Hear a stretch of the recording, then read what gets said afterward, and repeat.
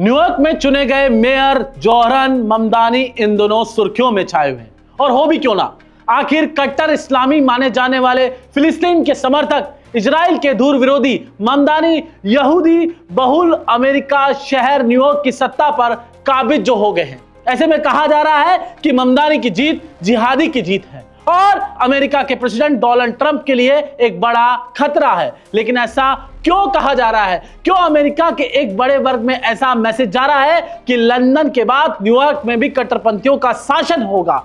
क्यों यह कहा जा रहा है कि ममदानी की जीत अमेरिका में इस्लामी युग से शुरू होने का एक ट्रेलर है? और क्यों अब यह कहा जा रहा है कि इसके लिए ममदानी को इस्लामिक संगठन से फंडिंग मिल सकती है? इन सवालों का जवाब जानने के लिए पहले यह जान लेते हैं कि आखिर ममदानी की जीत को इतना गंभीर क्यों लिया जा रहा है। उन्हें अमेरिका की सत्ता के इस्लामीकरण का पहला झंडेबरदार कहा जा रहा है। ममदानी की न्यूयॉर्क में इस जबरदस्त जीत ने सिर्फ अमेरिका ही नहीं बल्कि भारत से लेकर पूरी दुनिया में धुआंधार धूम मचाई हुई है। भारतीय फिल्म मेकर मीरा नायर के बेटे और भारतीय मूल के ही युगांडा के विद्वान महमूद ममदानी के बेटे हैं। उनका जन्म 18 अक्टूबर 1981 को युगांडा के कंपाला में हुआ था। ऐसे में जोहरन का बचपन युगांडा से दक्षिण अफ्रीका और आखिर में न्यूयॉर्क शहर में बीता। ममदानी के पिता ने उन्हें क्रांतिकारी दिया तो घाना के पहले प्रधानमंत्री क्रामो एनक्रोमा ने के नाम पर उन्हें मिडिल नेम क्रामो मिला। साल 2014 में उन्होंने बोर्डन कॉलेज से बैचलर इन अफ्रीकन स्टडीज से ग्रेजुएशन की डिग्री हासिल की। 2018 में वे अमेरिकी नागरिक बन गए। राजनीति में आने से पहले जोहरान ममदानी क्वींस न्यूयॉर्क में बतौर फोरक्लोजर काउंसलर यानी घर जब्ती मामलों में सलाहकार के तौर पर काम करते थे। ममदानी कम इनकम वाले परिवारों की मदद करते थे जो आर्थिक तंगी के चलते अपने घर खोने की कगार पर थे। इसी पेशे से वे लोगों के बीच लोकप्रिय होने लगे थे। इसी पेशे के अनुभव ने उन्हें सक्रिय राजनीति में लाकर खड़ा कर दिया था और 2020 में उन्होंने पहला चुनाव लड़ा जिसमें वे जीत गए और न्यूयॉर्क स्टेट असेंबली में पहले दक्षिणी एशियाई और पहले सोशलिस्ट प्रतिनिधि बने और अब न्यूयॉर्क के मेयर बन गए। उन्हें जीतने से रोकने के लिए अमेरिकी राष्ट्रपति डोनाल्ड ट्रंप और एलन मस्क ने काफी कोशिशें की लेकिन सब नाकाम रही। ट्रंप ने तो यहां तक कह दिया था कि अगर ममदानी को लोगों ने जिताया तो वो न्यूयॉर्क को फंड देना बंद कर देंगे। लेकिन जब ममदानी जीत गए और इस जीत के बाद उन्होंने जनता के बीच जाकर अपना पहला भाषण दिया तो उन्होंने ट्रंप को खुली ललकार भी दे दी। निर्दलीय उम्मीदवार एनजीओ कोमो को हराकर ममदानी शहर के पहले मुस्लिम मेयर बन गए। ममदानी 1 जनवरी 2026 को अपना पद संभालेंगे। जोहरान ममदानी 100 सालों में न्यूयॉर्क के सबसे युवा मेयर बने हैं। वे 33 साल के हैं, अप्रवासी हैं और सबसे बड़ी बात ये कि वे इस्लाम धर्म से जुड़े हैं।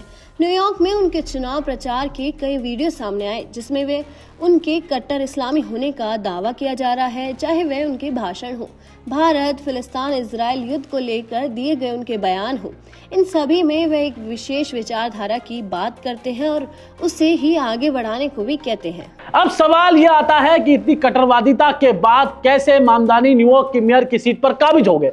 इसका विश्लेषण करें तो पता चलता है जीत में डेमोग्राफिक बदलाव की सबसे बड़ी भूमिका रही है।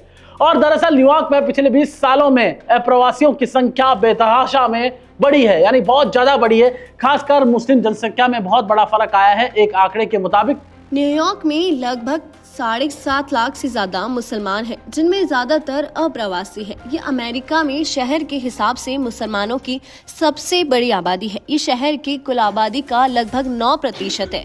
यहाँ न्यूयॉर्क शहर में ईसाई और यहूदी धर्म के बाद इस्लाम तीसरा सबसे बड़ा धर्म है। यहाँ सबसे ज्यादा मुस्लिम पाकिस्तान, बांग्लादेश, यमन, भारत और इजराइल से है। चौंकाने वाली बात तो ये है कि ममदानी को जिताने में जितना इन मुसलमानों का हाथ है उतना ही यहूदी समुदाय का भी है। इसलिए ममदानी को इतनी बड़ी जीत मिली। अब सवाल आता है कि ममदानी इजराइल के इतने विरोध में है तो भी ये समुदाय उनके साथ क्यों है? आपको बता दें कि 7 अक्टूबर 2023 को हमास के इजराइल पर हमले के बाद जब आईडीएफ यानी इजराइल डिफेंस फोर्स ने गाजा में जवाबी हमला किया तो इस पर अमेरिका में रहने वाले कई यहूदी विरोध में आ गए।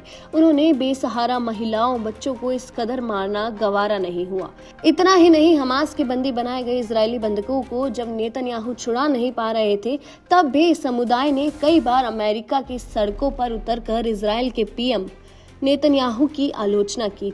यही वजह है कि जब मामदानी ने इजराइल और फिलिस्तीन युद्ध पर अपना रुख रखा तो यहूदी समुदाय ने उनके हाथों थाम लिए। लेकिन अब यही समुदाय इस डर में आ गया है कि कहीं इजराइल के प्रति मामदानी की नफरत उनके समुदाय पर भारी न पड़ जाए। हालांकि मामदानी कई बार अपने भाषणों में साफ किया है कि उनका रुख किसी समुदाय के विरोध में नहीं बल्कि सरकार के विरोध में है। हालांकि जौहरान मामदानी के कट्टर इमामों से संबंध उनके इन दावों पर यकीन करने से पहले 100 बार सोचने को मजबूर करते हैं। हाल ही में मामदानी ने इमाम सिराज वहाज से मुलाकात की थी, जिस पर 1993 में वर्ल्ड ट्रेड सेंटर पर बम धमाके के साजिशकर्ताओं से संबंध रखने के गंभीर आरोप लगे थे।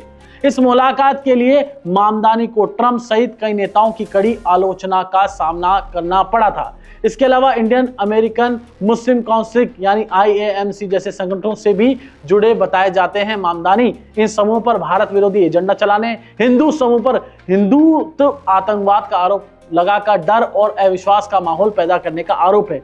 इतना ही नहीं, मामदानी ने अयोध्या में राम मंदिर का विरोध तक किया था। उन्होंने राम मंदिर के उद्घाटन को मस्जिद के विध्वंस का उत्सव और हिंदुत्व का फासीवाद का प्रतीक तक बता दिया था। और मामदानी ने सार्वजनिक रूप से भारत के प्रधानमंत्री नरेंद्र मोदी को वॉर ऑफ क्रिमिनल कह डाला था। उन्हें 2002 के गुजरात दंगों के लिए दोषी ठहराया था। यह बयान तब दिया गया था जब भारत के सुप्रीम कोर्ट ने PM नरेंद्र मोदी को दंगों के संबंध में पहली बार क्लीन चिट दे दी थी। मामदानी ने दावा किया था कि गुजरात में अब कोई मुसलमान नहीं बचा है जो पूरी तरह से झूठा और भड़काऊ था। तब से इससे गुजरात की मुस्लिम आबादी के मौजूदा आंकड़ों के उलट विभाजनकारी राजनीति के तौर पर देखा गया था। ऐसे में यह कहा जा रहा है कि मामदानी के इस कट्टर रुख को देखते हुए अब इस्लामिक संगठनों से फंड भी मिल सकता है। लेकिन जरा इस पर भी ध्यान दीजिए कि कई रिपोर्ट्स में तो इसके ये सामने आया है उन्हें चुनाव में खर्च करने के लिए इनसे फंड भी मिला है। दरअसल द न्यूयॉर्क पोस्ट की रिपोर्ट में फिलिस्तीन अमेरिका एक्टिविस्ट लिंडा सरसूर ने दावा किया है कि मामदानी के इलेक्शन कैंपेन के लिए council of America Islamic relation यानी CAIR ने एक बड़ी फंडिंग की है। CAIR का संबंध इजराइल के दुश्मन हमास से है और इस पर हमास को हथियार के लिए फंडिंग देने का आरोप लग चुके हैं। ऐसे में यह संगठन जांच के घेरे में है। रिपोर्ट्स में यह भी कहा गया है यानी दावा किया गया है कि यूनिट एंड जस्टिस PACA ने मामदानी के इलेक्शन कैंपेनिंग के लिए करीब 1 करोड़ रुपए दिए थे। ऐसे में अब इन चर्चाओं ने जोर पकड़ लिया है कि अगर ऐसे संगठन ने मामदानी के इलेक्शन कैंपेनिंग में इतना बड़ा खर्चा किया है तो यह अमेरिका के भविष्य के लिए कितना खतरनाक हो सकता है, जिसमें मामदानी एक बड़े विलन के रूप में उभर सकते हैं। अब आप ही सोचिए कि कैसे मामदानी है। नमस्कार।